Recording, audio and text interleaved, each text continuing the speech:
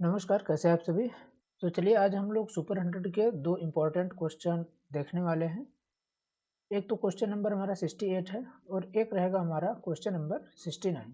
इन दोनों का सॉल्यूशन देखेंगे इस वीडियो में।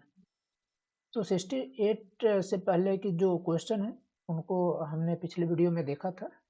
जो भी उस वीडियो को नहीं देखे हैं, जाकर के उसको ज़रूर देख लीजिएगा। चलिए हम 68 देखते हैं। ये बेलन से संबंधित क्वेश्चन है। इसमें पूछ रहा है कि दो बेलनों की ऊंचाई का अनुपात ए दिया गया है, यानी हमारा हाइट दिया गया है h1 बराबर 2 और h2 बराबर हमारा 3 दिया गया है। तो उनके आयतन बराबर हैं अगर, तो बेलनों के आधारों के क्षेत्रफल का अनुपात आपका निकालना है। अब समझिएगा, जो हमारा बेलन होता है, ये हमारा बेलन हो गया। ठीक है, कुछ इस तरीके से हमारा ये बेलन होता है। इसमें ये हमारा हाइट हो गया, ये ऊपर से नीचे हाइट हो गया और हमारा ये पूरा एरिया हो गया। तो इसका वॉल्यूम पूछ रहा है कितना होगा, तो हमारा v इक्वल टू कितना होता है, एरिया मल्टीप्लाई हाइट।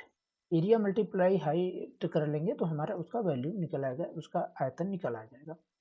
अब देखिए, जब हमारे दो बेलन दिए गए हैं तो एक को मैं मान लेता हूँ v1 equal to a1 into h1, एक हो गया v2 a2 इंटू h2।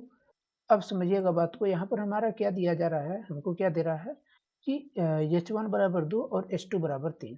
ठीक है, हमको निकालना क्या है, क्षेत्रफल, एरिया हमको निकालना है। लेकिन उससे पहले यहाँ पर एक चीज ध्यान रखिएगा, पर उनके आयतन बराबर हैं। हमारे v1 जो है उसके बराबर v2 है। जब v1 बराबर v2 है तो a1 h1 equal to a2 h2 होगा। समझ गए बात को? अब देखिए, h1 अपॉन h2 बराबर a2 अपॉन a1 होगा। तो हमारा h1 अपॉन h2 का वैल्यू क्या है, रख लीजिए।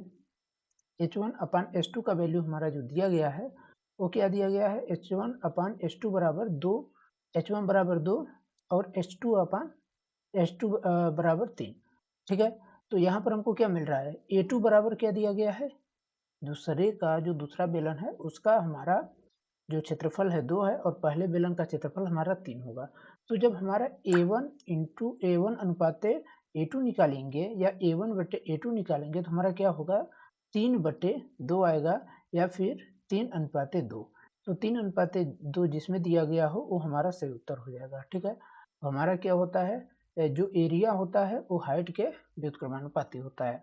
तो ऑप्शन नंबर हमारा क्या हो जाएगा, ए सही हो जाएगा, 3 अनुपाते 2। इस तरीके से आप इसको सॉल्व कर सकते हैं। कोई भी क्वेश्चन है तो आप इस फार्मूले का यूज करिए कि आपका जो वॉल्यूम होता है, वॉल्यूम बराबर एरिया इंटू हाइट, इसका यूज करके आप सॉल्व कर लेंगे आसानी से। चलिए अगले क्वेश्चन की ओर चलते हैं। अगला क्वेश्चन क्या बोल रहा है, बोल रहा है कि यदि यम एक प्राकृतिक संख्या है, समझिएगा बात को, यम एक प्राकृतिक सम संख्या है तो निरूपित करता है जो निम्नलिखित में से कौन सा व्यंजक एक विषम है। तो जब हमारा कोई भी सम संख्या यम है, यम मतलब सम संख्या कोई भी मान लेते हैं, सम संख्या का स्क्वायर कुछ भी संख्या अगर आता है, ठीक है, सम संख्या का स्क्वायर अगर कुछ भी संख्या कोई भी है तो वो हमेशा सम ही रहता है। इस चीज ध्यान रखिएगा, ठीक है ना। जैसे जीरो को छोड़ दें, अगर जीरो बराबर एक आ जाएगा, जैसे 2 की पावर 1 कर लीजिए, 2 की पावर 2 कर लीजिए, 2 की पावर 3 कर लीजिए, तो हमारे जो आएगा तो वो सम ही आएगा, पहला चीज। तो हमारा पहला ऑप्शन जो है तो ये क्या रहेगा, सम रहेगा। दूसरा देखते हैं, सम संख्या जो है उसका मल्टीप्लाई अगर हम विषम संख्या के साथ करते हैं, सम संख्या का मल्टीप्लाई अगर हम विषम संख्या के साथ करते हैं तो भी हमको जो प्राप्त होती है संख्या वो सम रहती है। और सम संख्या को हम अगर सम संख्या के साथ जोड़ेंगे तो भी हमारा क्या प्राप्त होगा, सम ही संख्या प्राप्त होगी। जैसे हम लोग करते हैं 9 मल्टीप्लाई, यहाँ पर यम का वैल्यू मान लीजिए हम विषम ले लेते हैं 3, तो 9 तरीके हमको होता है, सॉरी यहाँ पर हम इसको सम लेते हैं क्योंकि ये हमारा सम होना चाहिए। 9 दूना क्या हो जाता है, 18 हो जाता है। आप यहाँ पर सम लीजिए, कोई भी 4 ले लिए, 9 चौके कितना हो गया, 36। तो ये हमारे क्या सम संख्या प्राप्त हो जा रहे हैं। और सम संख्या किसी भी सम संख्या के साथ जोड़ेंगे तो सम संख्या प्राप्त होगी। तो इससे भी हमको क्या मिला, यहाँ से भी हमको सम संख्या ही मिला। अब आइए अगले क्वेश्चन की ओर। अगला क्वेश्चन हमको क्या बोल रहा है, 2m प्लस एम स्क्वायर, यानी 2m के साथ एक हमारा m स्क्वायर है। ये हमारा सम संख्या है, ये भी हमारा सम संख्या है। तो जब सम संख्या का हम गुणा सम संख्या के साथ करेंगे